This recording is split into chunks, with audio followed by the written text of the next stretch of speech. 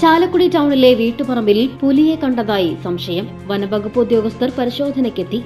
ബാംഗ്ലൂരിൽ സ്ഥിരതാമസമാക്കിയ കുടുംബത്തിന്റെ വീട്ടിലെ CCTVയിലാണ് പുലിയുടേതെന്ന് സംശയിക്കുന്ന ജീവിയുടെ ദൃശ്യങ്ങൾ പതിഞ്ഞത്.